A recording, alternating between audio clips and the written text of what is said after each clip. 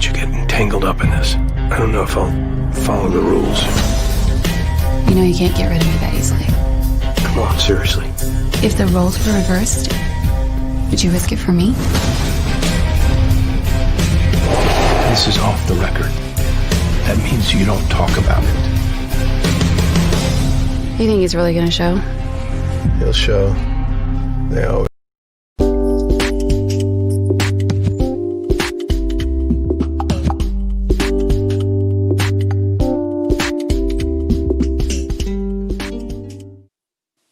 Everybody, and welcome to the Maurice Brown Show. Welcome to the show today. An actor who did not take up acting until his mid-40s, much like myself. He's an actor and a producer.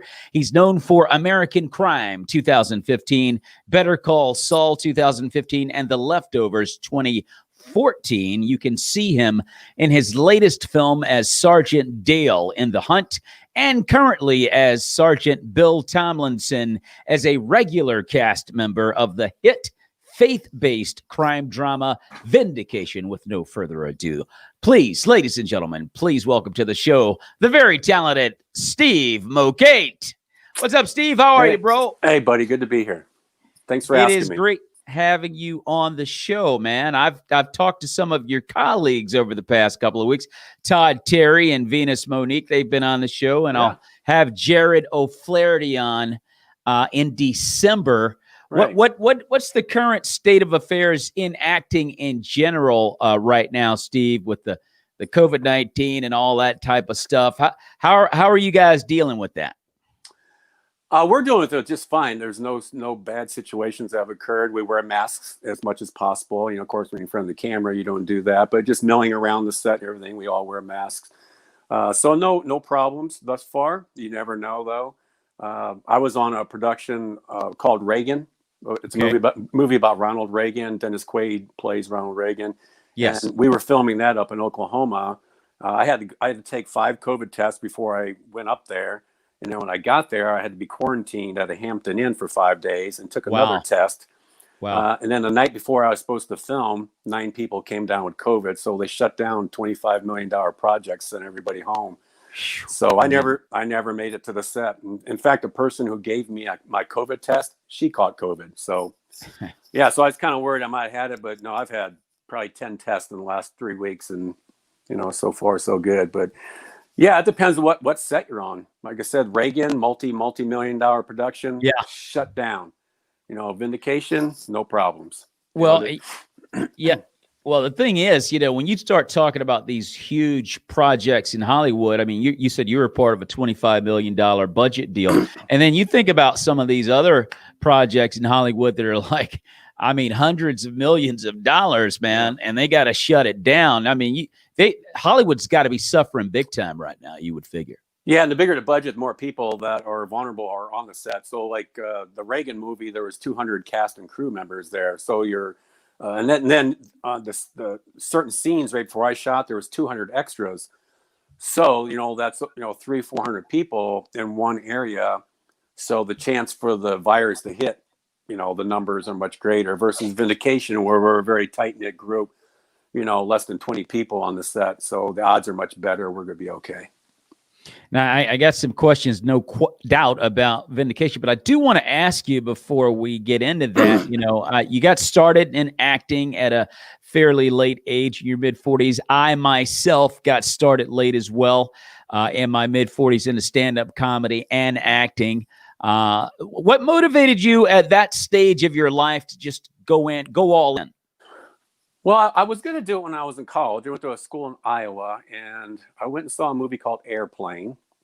Some people remember it, some don't. But I remember sitting in the theater thinking, what a great way to make a living. You could just tell these actors were having a blast.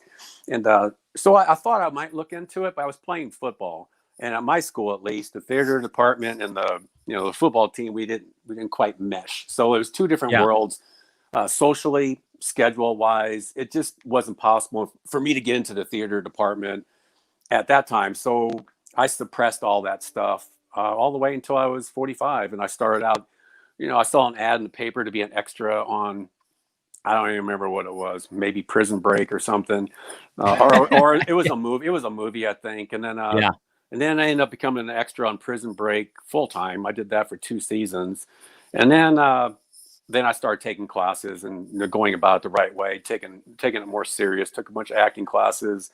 Did a little stand-up act at a club here in Dallas, and someone in the audience saw me and recommended me to my agent, who I signed with the next week. And so I'm not gonna say it took off from there, because I'm still on the launching pad as far as I'm concerned, but it got me my first break. You can't really do much without an agent. Linda McAllister is my agent to this day, so that was 15 years ago.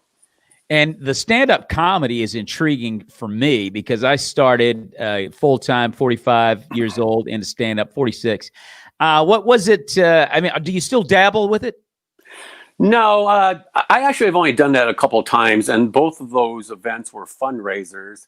Okay. And I got to be totally honest, there was like an open bar for like 2 hours before I got up there, because it was a fundraiser. So, the alcohol was flowing for free. So by the time I got up there, I could have said, anything, and they would have laughed their buns off, and they did.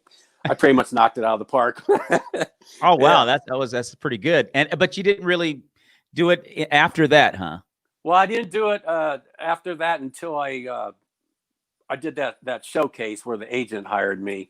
It was like I did the skit in acting class, and my acting teacher said, "You guys need to go to a comedy store and perform it."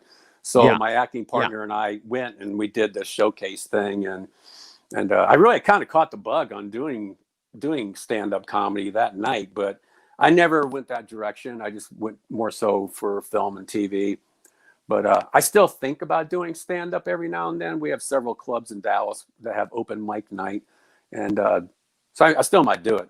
You should, Steve. You absolutely should. It's I noticed in your role as Sergeant Bill Tomlinson, there's a slight comedic flair to it. You have me laughing at some of the scenes there, and when I found out that you actually had done a little stand-up comedy, I'm not surprised about that. But you should go back, especially if you did really well the first time. That means that you definitely have the ability to do it. The thing about it, Steve, is that it's like, okay, you got to like really be serious about it, because there are ups and downs. Like, it doesn't always go well. So when you learn how to adapt, it's so many layers to it. But if you killed the first time, you have the ability to do it. Well, I don't have any problem doing it as long as the bar manager has an open bar for everybody. So then I'll be sitting pretty. But otherwise, I don't know. It's in the think tank. I might do it. We'll see. I hear you, man. I hear you. So, Vindication is, in my opinion, Steve, the best faith-based series, film, whatever you want to. It's the best out there to me. Vindication and The Chosen. And as I watch Vindication, one of the things that intrigues me, and I've said this to Todd, I've said it to Venus, is that you guys get really close to a line that might be called quote unquote inappropriate, but it never is. You never get to that point. Jared O'Flaherty just does a wonderful job of telling a story. It's not like NCIS, Blue Bloods, or Law and Order, shows I love to watch. But at the end of it, you don't necessarily feel all that great. Hey, let's go to Golden Corral. What I'm saying is he just does a great job with telling the story. What's it like working with Jared O'Flaherty? He's awesome. I can give you an example. I'm the kind of actor who needs a couple of takes to loosen up. I'm a little stiff in the first take or two because I'm trying too hard to remember lines, and just trying to get into the groove. And Jared is at that point where he understands that, so he knows my first few takes are not going to be the best. So it's cool because he's patient with me. He knows I'm going to get better with every take, and it's a great working relationship. And on top of that, he's just a super good guy. He's a family man, Christian guy. He's a good person on top of being a great director. He's got a very bright future ahead of him for sure. Now, how exactly did you earn or win the role of Sergeant Bill Tomlinson? On Actors Access, if you're familiar with that. Yeah, there was Jared put the role on there. And, most of my stuff comes through my agent, but this particular one I found on my own. And I just submitted for it. Send in a tape, and they just like what they saw. I did not interview in person. Or audition in person. I don't think. I think it was based off the tape, and that's how I got it. Yeah, I think that when you really watch that show, you just look at the entire cast, Venus, Todd, and just everybody involved. It seems like you guys are a well-knit group. You can see the synergy. Everyone seems to get along and work well together on the set. Yeah. As you're watching it, as you're actually watching the program, you can just kind of feel that everybody gets along well. And I think part of that's because, for the most part, they're all Christians on the set, cast and crew. A lot of them go to church together down in the Burleson area.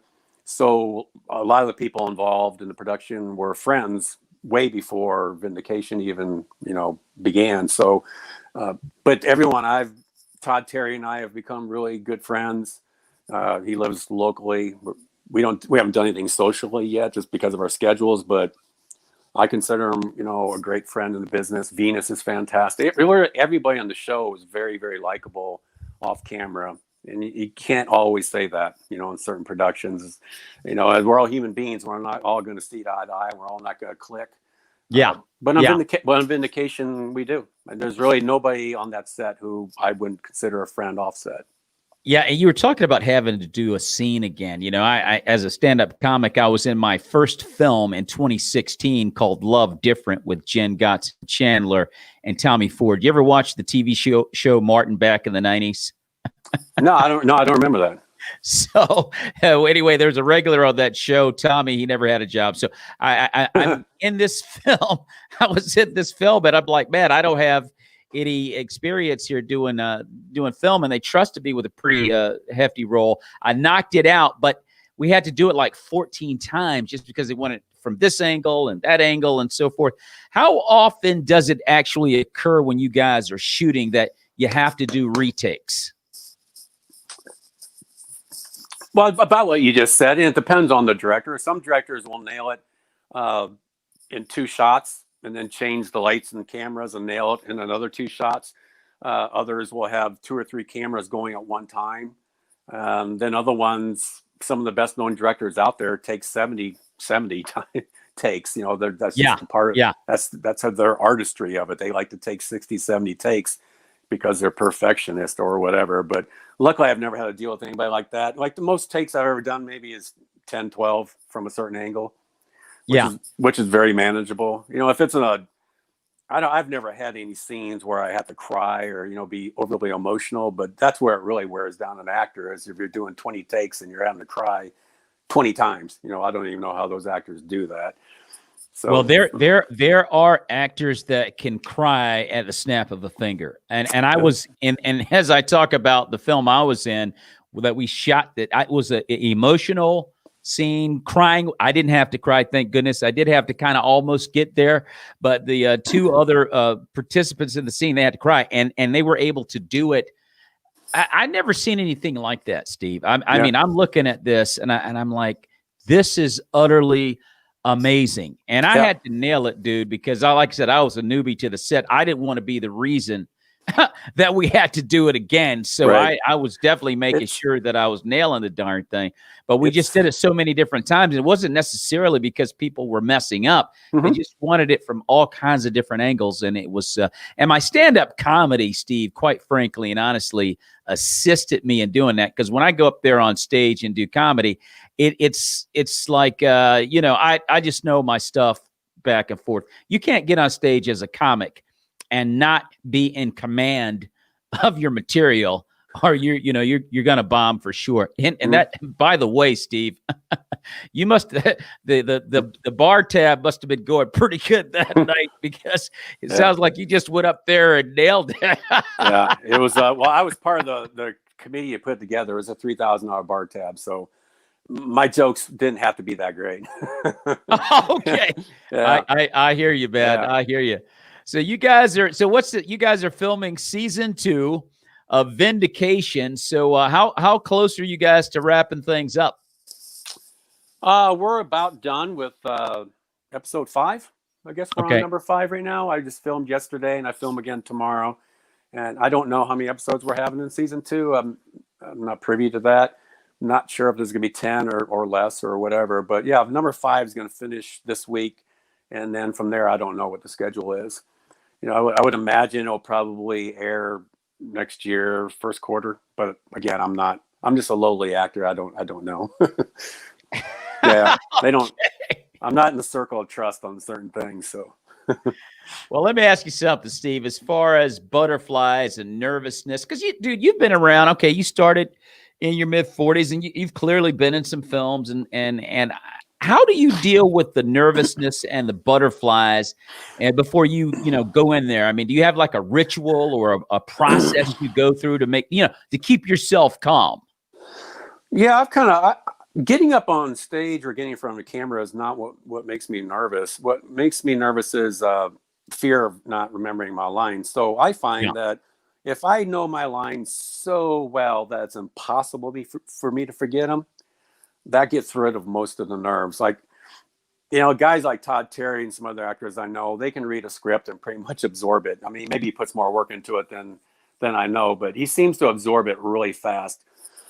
My brain deflects it, and I have to work it really hard.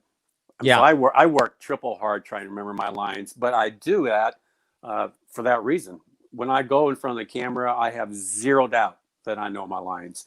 So that gets rid of all those butterflies. You're still going to be nervous. It's a nervous energy, which is good. You don't want to be totally not nervous because it's probably a bad sign, but you got to be sharp. And I think if you have some nerves, you're going to remain a little bit more sharp than you normally would. But to this day, I've never screwed up a line on camera. Knock on wood. I've screwed up saying certain words the correct way. But I was in a show called Leftovers. It was filmed over in New Mexico. It was an NBC or ABC show. I can't remember, but I had a huge part on it, and I was nailing it. I had tons of dialogue. Everything was beautiful. Had 3 or 4 scenes where I was like nailing everything. And then they moved in for my close-up. And for some reason, my brain shut down on the word congratulations. I couldn't say it. Man. No matter what. Wow. I mean, I threw in all kinds of syllables and, everything. It's like it wasn't even close to the word. And they did like three tries. And finally I heard the director say, "Let's move on." So, never got my. That's wild, man. Do you think it was just the fact that it was you were that you were just put on the spot, or what do you think caused that? Yeah, it was a nervous. I've read up on it. It's literally a nervous tick. Okay.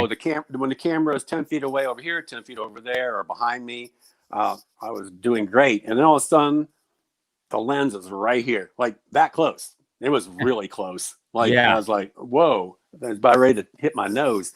And my part of my brain went on break for about 5-10 minutes. And because all the other takes from all the other angles, I had to say the word congratulations like 3 times. And it was just a nervous tick. And like I said, you can look it up. It's a real thing. No, listen, I totally believe you. I've seen that happen on set with an actor before. Now, just for some reason, it was a simple line, and it took like 7 or 8 takes before he got it. And everything else is just going, Jiminy Cricket, great. But that little, and I've seen comics, Steve, get on stage and just freeze there. And I've seen one guy get on stage and stand there for 5 minutes. He just had a brain lock. Yeah, it's a horrible. It's a horrible feeling. Yeah, you're paralyzed. You're paralyzed from the neck down. That happened to me in an acting class. My very first acting class, that happened to me. And so, really? So afterwards, I'm thinking maybe I shouldn't be doing this, but I stuck with it, and it became easier every time. But yeah, I forgot all my lines in this acting class. I love it when people attack these kinds of things. Like, there are people that just have, and you said it there's a word for it. You can look it up, but they do it because I know 2 comedians that do it because they have a, what do you call it? An anxiety. They have anxiety attacks. Right. And one of the comics during the he kind of laughs his way out of the anxiety attack. He'll go on he'll just go on a rant for like 4 minutes. He's having an anxiety attack, but he'll go on a comedic rant for like 3 minutes, killing. And then when it's over, Steve, he's like, I'm having an attack. Yeah, I can see it. I mean, I'll tell you, if you can do stand up, you can do anything. Like that's why a lot of stand up actors end up being great comedic actors in film and TV, because if you can do that, you can do anything. And I know I have some actor friends who don't even want to be a stand up, but they do it anyway. They go to open mic night as often as they can, because again, they know if they can master that, being an actor is easy. You know what, Steve? You hit it right on the head, dude. As far as I'm concerned, stand-up comedy is the purest form of the arts that exist. It is literally you only versus the entire room. There's nothing else like that in entertainment. And Right. if you can overcome that and learn how to command a room for however long you're up there, 15, 30, 45 minutes to an hour, if you learn how to master that, you can do pretty much anything in the arts. Or really anything in the regular world too. Like if you're in sales or customer service or whatever, if you can get up on stage and do that, you can nail customer service, sales positions, anything. It just gives you a great boldness about yourself, your confidence. You can do anything if you can do that, not just acting. Yeah, I think the only exception that I would say to all of that would be car salesmanship. Now, let me rephrase that. It depends on how honest, excuse me, how honest of a person you are. Like I'm not, I'm not Mr. Perfection or all that stuff. I'm not Mr. Holy, but I'm not comfortable with, not being completely honest with people. And you have to be prolific as a car salesman. You have to be prolific at lying to people. Okay, we'll scratch car salesman off the list. We'll scratch that one, dude. That one was pretty tough for me. I couldn't pull that gig off. But anyway, that being said, Kevin Scott Collier, Steve, as an actor, you often are cast to positions of authority: sergeant, colonel, officer, ranger, guard. Your appearance lends to that, but is there a personal connection as well? Only in that I'm from a Marine family. Dad, brother, son, all Marines. My older son been out of the Marines about 9 years now, I think, something like that. But that's basically it. I was not in the military. I did get my degree in criminal corrections, and I tried to be everything. I tried to be FBI, Secret Service, CIA, police departments. I tried with all these different departments, and I never got hired for whatever reasons, and ended up not going that route. But I think that's kind of the way I was destined to go, but just the interviewers didn't agree. That's really hard to believe. I mean, you're an ex-football player, you're a big guy, I notice you're into marathon running and all of that. That's really surprising. Yeah, well, I can tell you part of the reason was the Rodney King thing had just happened, whatever year that was. And, those LA police officers were about my age and my skin color. And it was an ugly time. It was an ugly time for a lot of police departments. So a white male applying back then, it was kind of a reverse situation. They just weren't hiring. And they pretty much told you that in the interviews. The Rodney King thing came up in several of my interviews. It was kind of like you're sitting in front of a panel of policemen, and they're asking you the question, what would you do if you were one of those officers at the Rodney King incident? And you don't know what they want to hear. They want to hear the team answer or the politically correct answer or the right answer. It was I was like right out of college. I didn't know how to answer these questions. It was a really difficult time. And I totally understand. That was a bad deal. Well, the Rodney King situation, Steve, was so bad. Well, of course, first of all, he was on PCP.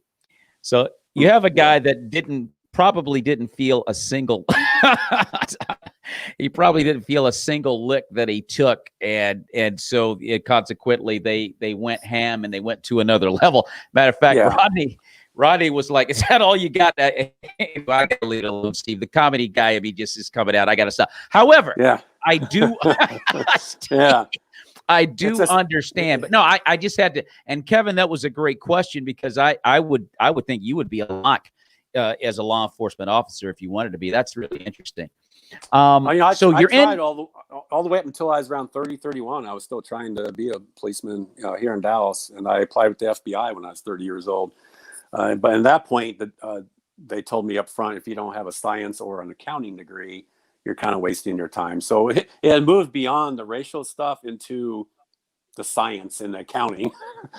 So I didn't have that either. So. You know, Steve, I mentioned the marathon running. My wife likes to run marathons, and my son and daughter, they also run with her.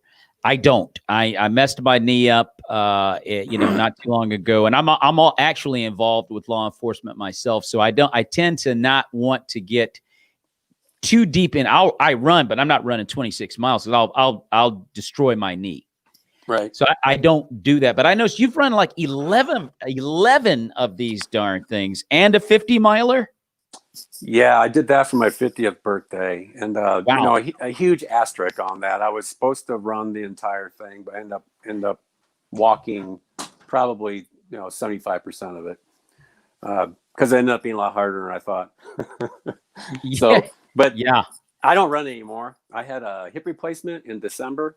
Okay. And, like 3 months later, I got a staph infection in the hip, so they had to open it up again. So I had the second operation in July. So my running days are literally over. So now I walk 2 to 4 miles just about every day. It's not the same. I don't get the same, high out of that, but it's better than nothing. Yeah. He's not a cop, but he plays one on TV, Dave. No doubt about that. No, you know what? And you don't get the same. My knee has gotten so bad now. I just do the elliptical stuff. I don't even run anymore. I just do elliptical training, and it's okay. But there's nothing like that high you get from running. Yeah. Especially when you're doing marathons, it goes to another whole level. And I was a very slow marathoner. Like the winners do it in 2:10, 2:15, 2:20. I was a 5-hour marathoner. So literally the winners could have done 2 marathons in the time that they could have finished and done another loop and still beat me if they really wanted to. The last marathon I did was just last year, a year and a half ago. And I was going to train for it to try and break that mythical 5-hour barrier. And I started to train, but then I kept getting some kind of sinus infection. I don't remember what you called, and I couldn't train. So I literally basically didn't train at all for it. And but I'd already paid my entry fee. We had our airline tickets, so I was like, let's go do it. How hard can it be? And it was horrible. It was horrible. I was sitting pretty through the first mile. Yeah. and then the other 25 went downhill pretty drastically. It's like when you're running these races, normally you're running these races, people there'll be 1 million people lining the course over 26 miles, and people will be looking you eye, cheering you on, and giving you incentive to keep going. But towards the end of this race in Los Angeles, I looked so horrible. People were like, looking up, they're looking at their cell phones. They avoided eye contact because I looked so horrible.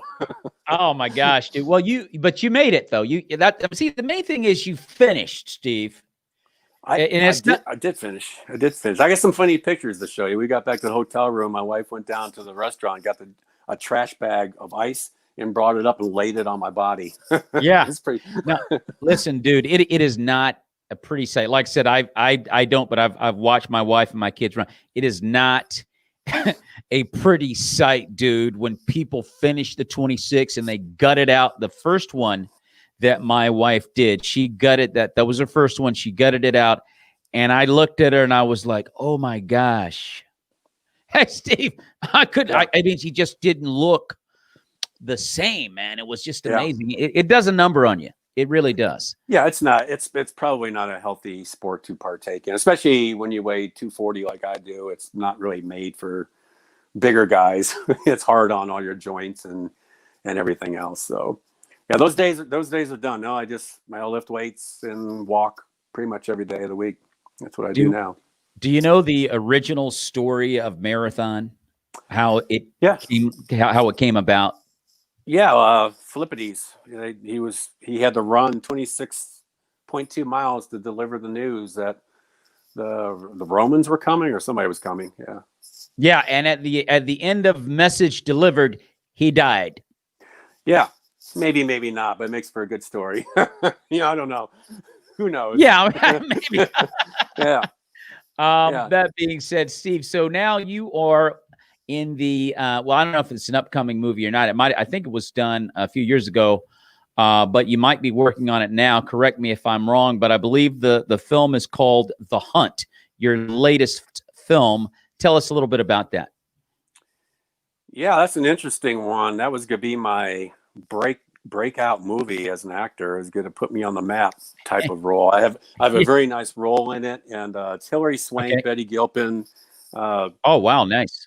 I'm forgetting the other people. There's a bunch of people. Emma Roberts, a couple of comedians are in it. It's a really big cast, and my role was equal to all of them in screen time, except for Betty Gilpin. She's the main actor. But we filmed that in New Orleans area almost 2 years ago. It's supposed to be released a year ago, September, but then the shootings occurred in El Paso and Toledo, and Universal Studios got a little nervous about it because of the subject nature of the movie. It's kind of there's a little gore in the movie, and there's some other themes in it.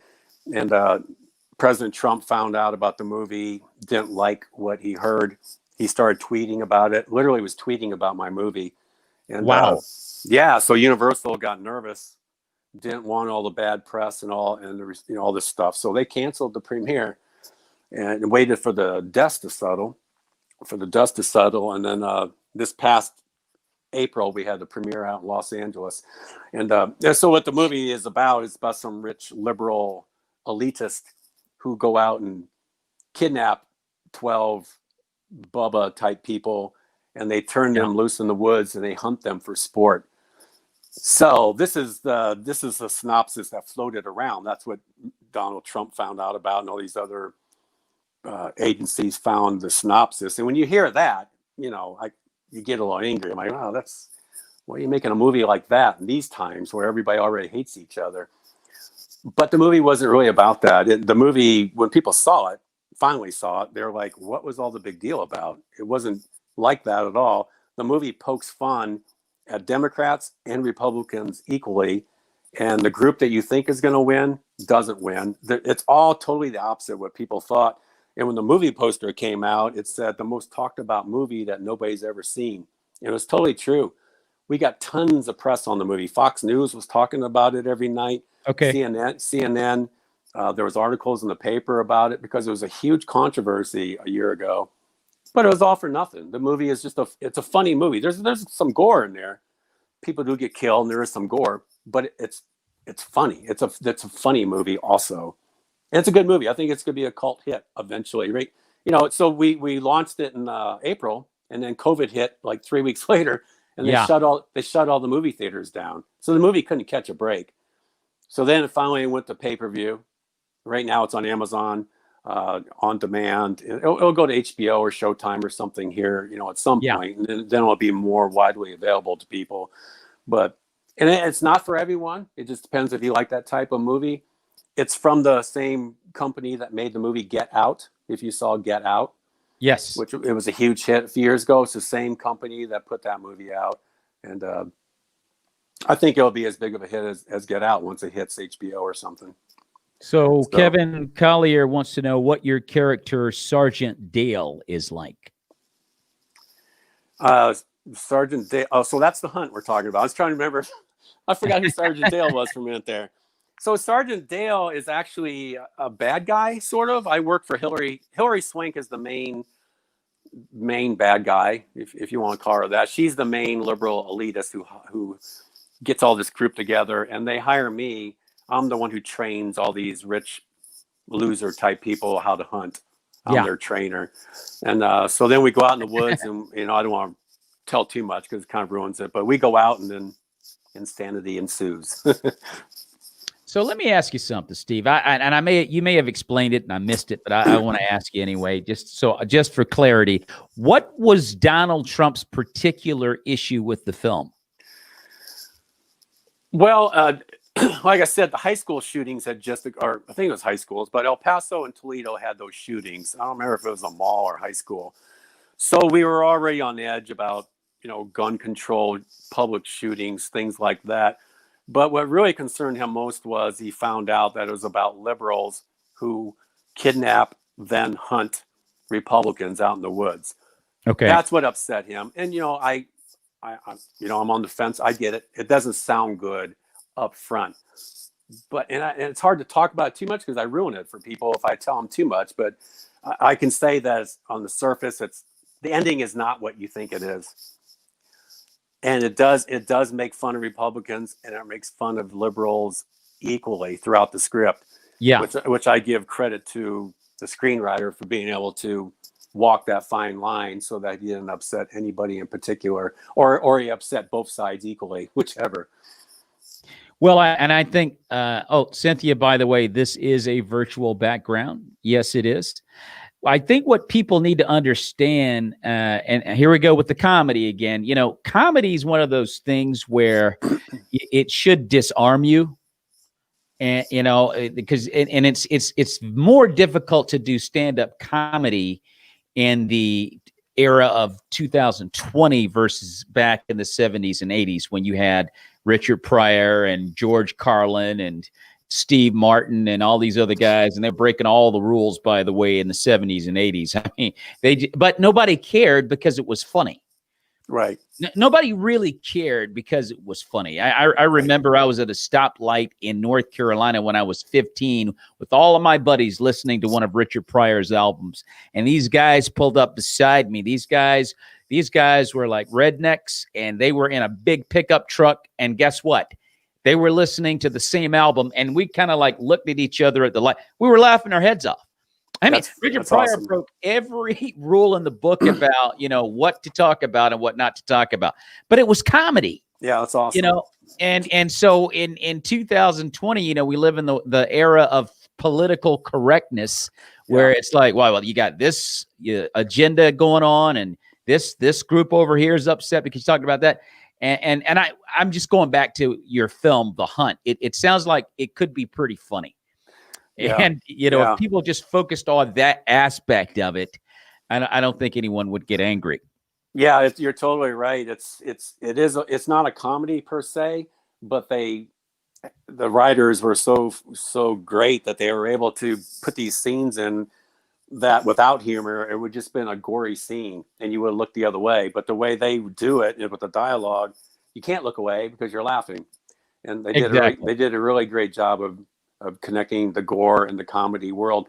And like I said, it's not for everybody. I actually have friends that I've kind of lost over the movie because it was either they were too far right, that they were so Republican they couldn't see through all the haze that it really wasn't against Republicans, because it isn't at all. Or they were so far Christian that they just hate those type of movies anyway, which I can see that, and I respect that part. Those kind of movies aren't for everybody, for sure. And, not every movie is for everybody. But yeah, I have a few guys that I've known for years who I don't talk to them anymore because they were mad that I was in the movie. I'm like, man, I'm just an actor, It was, just trying to. That's kind of interesting to me, Steve. How people can't separate, fantasy from reality. Yeah, I mean, it's not like I wrote the script.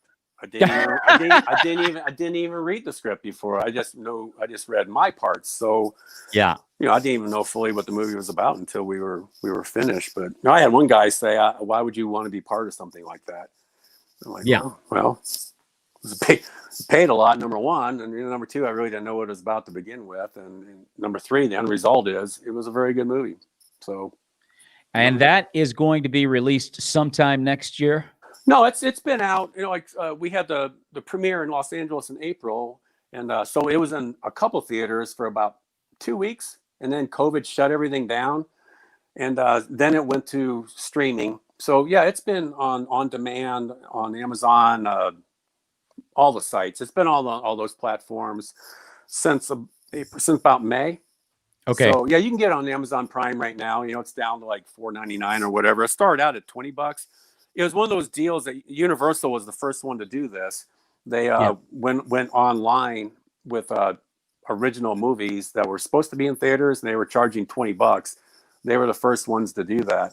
So they had The Invisible Man, The Hunt, and Fantasy Island were the 3 films that they launched on demand that were supposed to be in theaters but couldn't because of COVID. And they charged $19.99 for it on demand or any of those platforms. They were the first ones to do that. And so it was online for $20 for a couple months. So, you know, hopefully it was a $18 million budget, I think. So hopefully, you know, they make money on it in the end. You know, once they go to HBO and then go overseas and all that kind of stuff, you know, the money kind of keeps flowing for years. So you never really know, but they were good to me. They gave me a big shot, a big budget movie, a lot of talent. And I had no excuse to be in that movie. It was a huge break for me. So I hope it does really well. I think I've heard about that. I've heard a lot about that film. I think it will do very well. Like I said, again, you just got to understand the spin that's coming. The thing that I find really amazing about all this anger that people have against this person for doing that and so forth and so on, especially when you talk about politics, it's like, look, dude, I don't care who you vote for. At the end of the day, you know, we're still friends. We still go to the same church and all of that stuff. I mean, really, that's the only thing that matters. I think people get in their feelings way too much in this era that we live in now, Steve. I mean, seriously. Yeah, it'll drive you crazy. It's a very frustrating time. It's, you know, you can't say anything anymore without hurting somebody's feelings. It's, you know, I know some comics like you're talking about earlier, like Kevin Hart, David Spade, people like that, they won't even touch politics because as soon as you say something about either side, you're going to alienate 50% of your audience. So they stay away from it totally. That's the world we live in now. You can't poke fun at Trump or Biden because you lose half your audience. Like as soon as you do that. So some comedians just won't touch it. Well, a lot of comedians won't. Jerry Seinfeld refuses to do another university because of the PC environment. He will not do another college because of that. So it all depends on how you do it. I mean, you have to be really good at skilled at attacking all of that stuff and still getting people to just see the comedy in it. Yeah. Now, right now you're doing Vindication. Have you been working on or had an opportunity to consider other acting gigs during this Corona? Yeah, like I said, I was booked on the Ronald Reagan movie. Okay. So, and in addition to that, I'm auditioning on a regular basis. Not a lot because everything's not back to where it was yet, but I'm auditioning semi-regularly, and it's getting a little bit better as time goes on. Hopefully the Reagan movie will come back, you know, as soon as the COVID thing slows down a little bit. You know, I'm hoping to resume that. I was only in one scene in that movie, and I think I'm going to do it in January. That's what I'm hoping right now. They're up there filming in Oklahoma right now, but they're only doing scenes where there's only 2 or 3 actors involved at a time. And the scene that I'm in has over 200 extras. It's a riot scene, and we're attacking Ronald Reagan's bus. That's a long story, but there's a lot of extras involved. So it's too much of a COVID risk for my scene. So totally understand that. Other than that, you know, I just keep, like any other actor, you just keep plugging away, and you know, you can't wait to look at your email and see that you have an audition. It's a great feeling when you see it on there.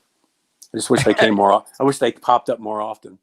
100%. I think we're going to be done with this in the summer of 2021. That's my guess. I'm just thinking high side. I think we finally figured out how to corral this thing. I don't know, but yeah. Well, Pfizer came out today. I don't know if you saw that Pfizer has a drug too that's over 90% effective. They just announced this morning. So now you got 3 companies with over 90% effectiveness. So just got to get people to take the vaccines now. That's the other challenge. That's the next. Yeah. barrier that we got to Right. get through. We got to get everybody to be on board with taking Right. the dart thing. It's to control speech. All this fake, I'm offended on every little thing reminds me of kindergarten. It's nonsense. Well, yeah, Kevin. I mean, everybody's offended in 2020, dude.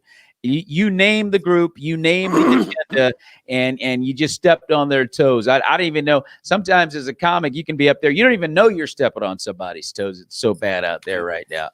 Do you? We're so divided. I was on. I'm not going to name the movie because the actors know who I'm talking about. But there was two actors, and one of them came to the set wearing a Trump T-shirt before he got into wardrobe. Yeah. And, they had a big scene together and stuff, and they became mortal enemies. Wow. Wow. They talked a little bit about politics. It got really heated, and then they never spoke to each other again, other than their dialogue on camera. Good gosh. I'm like, that is unreal. I'm not that emotional about it either way. I mean, I care, but I'm not going to lose, a friend over it or anything like that. Well, as far as I'm concerned, Steve, the only kingdom I am concerned about being a part of is the kingdom of Christ. You can have your political beliefs, and we've all got them, but that at the end of the day, that's not, where you're going to hang your hat for life. It's Right. just a political party. And it didn't used to be like this, so hopefully we can get back to that. Hopefully we can do that. Good luck with the vaccine thing. Absolutely, Cynthia. Too many people make an idol out of politics. That's it right there, Dave. It's idolatry. If you're going to get mad at someone because they didn't vote for the person that you voted for, then that's idolatry. That's your God. Yeah. That's your God. It's totally ridiculous. Let me switch gears real quick, Steve, and ask you, do you have any advice for young aspiring actors as they get started out in this career? Yeah, I speak at my college a little bit up in Iowa to the theater department. And the one thing I tell them is to pursue their dream, but you have to have a steady job. Yeah. With flexible hours or a flexible boss, because there's so many people that jump into this. I've had friends move to LA to be full-time actors, and I think every single one of them's back in Dallas now. You got to have a job that puts food on the table and puts a roof over your head. Because if you do that, you can pursue the dream for the rest of your life. In my situation, I work for a food company. I work for a Japanese food company. I'm a sales guy. The company is called Sanjay. We make organic, non-GMO soy sauce. Okay. And they know I'm an actor. Whenever I book something, I take vacation time.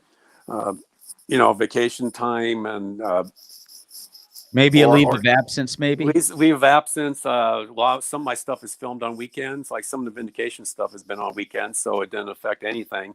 Yeah. So my company knows I do this. It's on the up and up. They're cool with it. And that's my number one recommendation is get a job that allows you to pursue acting. And again, you can do it forever. There's no cap on this thing. Acting, film and TV and stage, they mirror real life. So they need everything from babies to 100-year-olds. So there's no end. There's no finish line if you want to be an actor. Like I said, I didn't start until I was 45, and it was actually easier for me at 45 than it would have been at 25 because a lot of those young guys gave up. They jumped right in and gave up. A lot of my actor friends from when I was in my 20s, they haven't done anything in 15 years, 20 years because they flamed out. So that's my main advice to young actors, but that's my main advice to older actors like me. I started when I was 45 with a flexible job, and I can do this till the day I die. As long as I can remember my lines.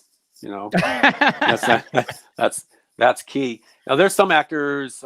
Usually, it's the established actors who kind of forget.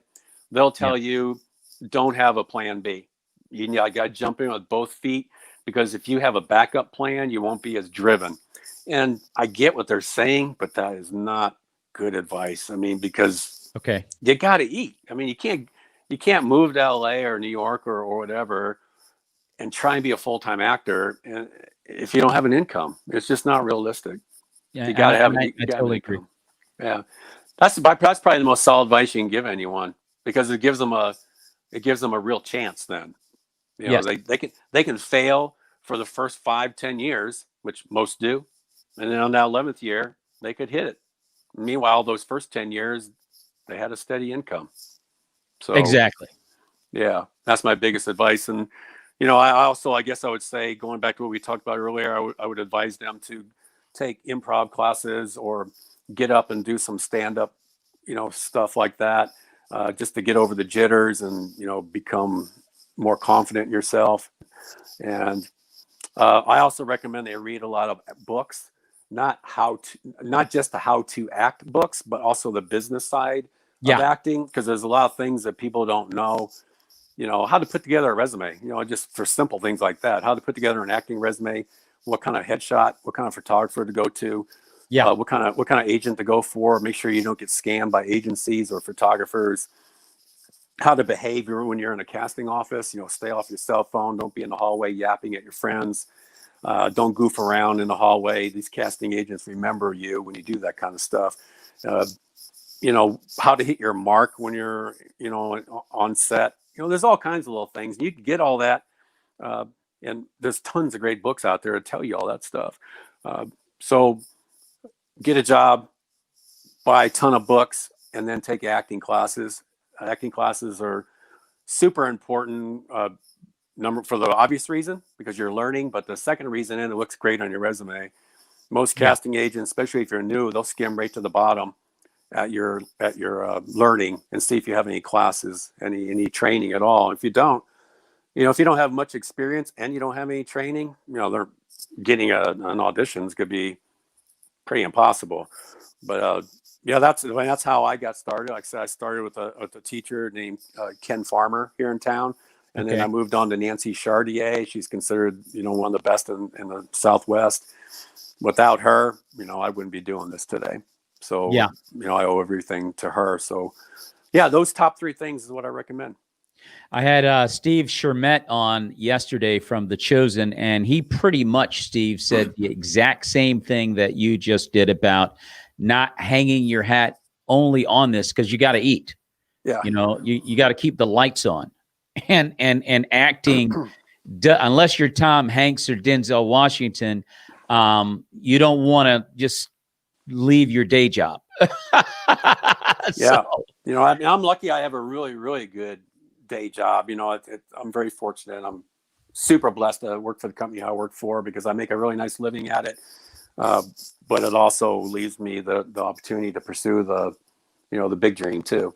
So, but that's when you go out to LA, a lot of these actors are servers in restaurants, and that's why, because they have flexible schedules. Those are the ones who are doing it the right way. Exactly. Exactly. And you have to do it the right way. Great advice. Young actors and entertainers out there. I hope you heard that. Great advice from Steve Mokate. Again, Steve Shermett, who was on yesterday, who's in The Chosen, said the exact same thing. And oh, by the way, also my mom, she says, don't leave your day job, son. Don't do it. Right. But, and by the way, if anybody wants to contact me directly, I'd be glad to help them. It's kind of like I'm far from making it, the term making it. So I'm a little bit, I'm at in that level of acting where I certainly remember what it's like to be a beginner. Because I'm still kind of in the lower middle range. So I remember what the struggle is like in the beginning to try and get an agent. Getting an agent is almost impossible in LA, especially. Is that right? Wow. It's very difficult, because they get a million email requests a day to represent them, and just getting them to read your email and look at your headshot. The Linda McAllister, who I'm with now, it took me 2 years to get with her. And if that one person had called her and recommended me, I don't know if I ever would have gotten with her. And now I got an agent in Los Angeles. I'm 15 years in, and I have my first agent in Los Angeles. It took me that long. So, I'd be, if anyone wants to contact me directly, I'd be glad to, give them some advice for whatever it's worth. I have advice to give. Well, by the way, how can fans follow you on social media or contact you for whatever reason, whether it be by website or what have you? Yeah, you can just give my email address. It's stevemokate@gmail. Okay. Steve, then MOKATE @gmail. You can send me an email. But, and I got, you can go on IMDb, leave a message. My website is Steven with an N, Mokate.com. And you can leave messages on there too. Let me ask you this, Steve, before we get out of here. By the way, this has been a great conversation, and I appreciate you being on the Maurice Brown Show. Are agents expensive? I mean, what is the deal on that? Oh, they're only as expensive as much as you book. You know, you pay them commission. So the more you book, the more you pay them. Okay. So they make 10% commission. You know, so it's not that complicated. The more you're working, the more you're paying your agent. So you want to pay your agent a lot of money. That means you're making a lot of money yourself. So yeah, when I cut a check to my agents, I'm thrilled, because that means I had a job. And it's a job like, for instance, the hunt. I wouldn't have gotten that job without my agency. So, sending her that big check was not a problem. You can't do it without an agent. And I don't think you can. I would totally agree with you on that. I wondered what the landscape was for that, as far as how you get with these guys, and yeah. What is their normal commission take, and all those different things. Yeah. So. If you ever run across an agent that's not working on just 10% for film, TV, and 15% for print, you run as fast as you can run. Or if you have a bad hip like me, you just walk really fast, because it's a scam. That's just the standard for the industry. To be a licensed agent, you charge 10 for film, TV, and I think stage too. I'm not a stage guy. And 15 or 20% for print is the standard. Okay. And anything above that, if they're charging you for headshots, or trying to talk you into a certain photographer for headshots, or anything, that is off the scale and not cool. You don't want to have anything to do with them. And there's a ton of them out there, especially the ones trying to represent kids. They'll prey on, the kids, the parents, not the kids, but they're preying on these parents, dangling Disney roles in front of them. And I can tell you, you're never going to get a role in Disney through one of those agents. Okay. It'll never happen. Good advice, Steve. Good advice for all you young folks out there, or just aspiring actors, no matter your age, or entertainer. Good advice to take. Thank you so very much, Steve, for being on the show. I love it. Ladies Thanks. and gentlemen, we've been talking with Steve Mokate, who plays Sergeant Bill Tomlinson on Vindication Season 2. Season 1 is in the books. You can see it on PureFlix or Amazon Prime. Yep. Season 2 coming up at some point in 2021. So be on the lookout for Season 2. Bill, I'm sorry, you're not Bill Tomlinson. You're Steve Mokate. Steve. I'm Bill Tomlinson tomorrow at noon. That's what okay. Yeah. Steve Mokate. Steve, thank you so much for being on the Thanks, show, man. Sure, buddy. Good to be here. Your family, man. God bless you. Bye. Thank you.